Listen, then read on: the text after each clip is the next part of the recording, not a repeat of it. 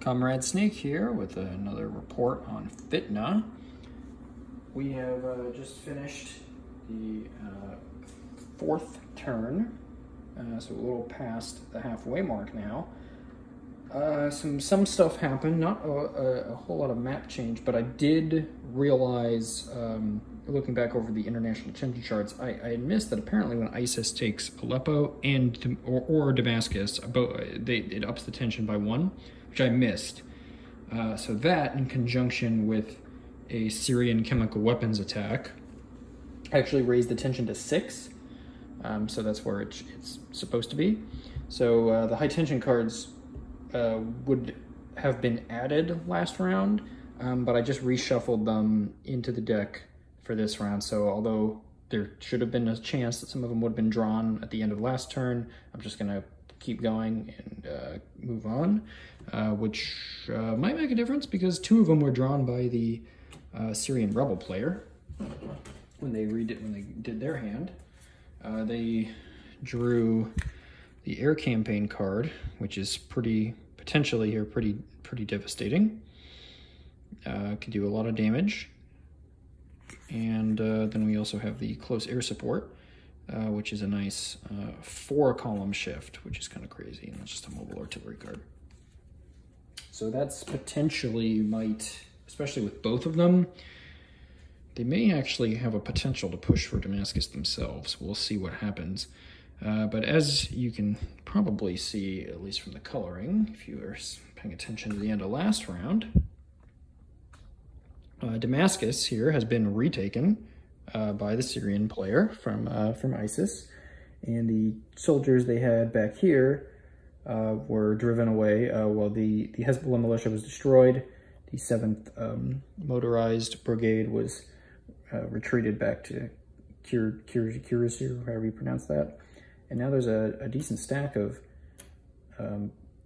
some militia and some Free Syrian Army that they've carved out a nice territory in the south here and could potentially threaten Damascus. Otherwise, the rebel stronghold at Hama was wiped out, and there was a failed Syrian push towards Aleppo with al-Baghdadi, but they just took a damage and didn't want to risk trying again.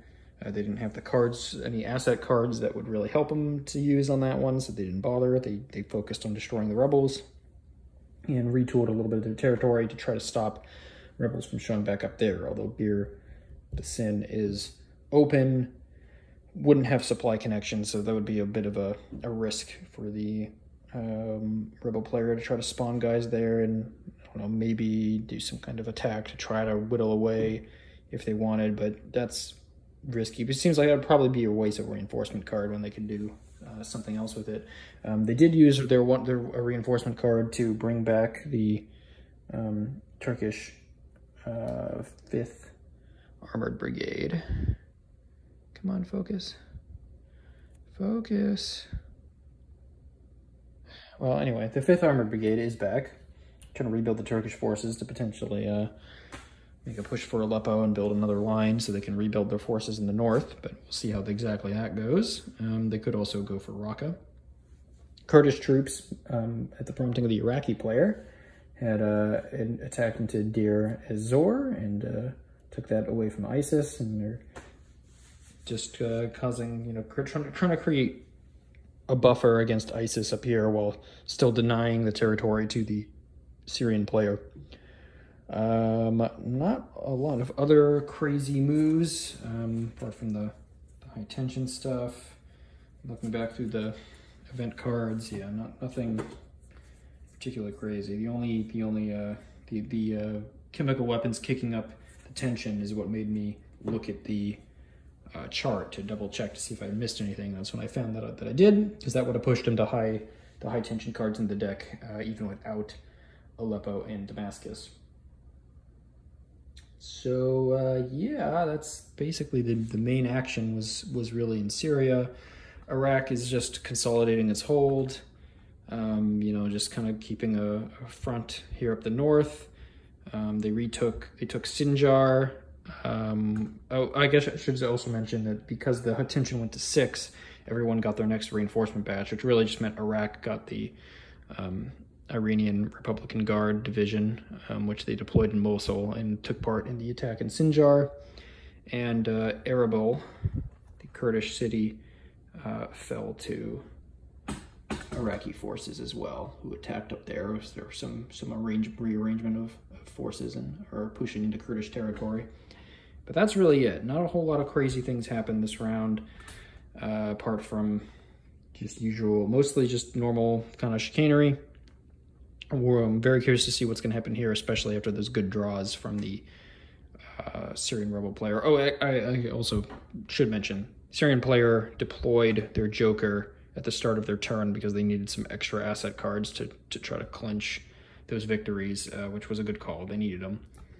And, yeah, so that's it. So going into the turn 5 with the Syrian player a little exhausted, but they do have a reinforcement card and a Daesh card to try to maybe relieve some pressure in the north, or they can apply some pressure maybe to Iraq. They can see what they can do about that. They have a close air support, which they can probably just try to use to stave off a potential attack in Damascus if it comes. That's the best they can do. Syrian rebel player gonna probably almost assuredly go for Damascus after deploying the heavy air bombing and the rest.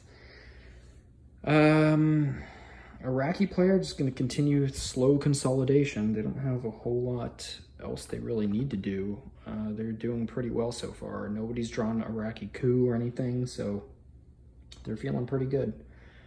So that was a summary of turn 4. We'll see how the rest of it is going to go. Thanks for tuning in.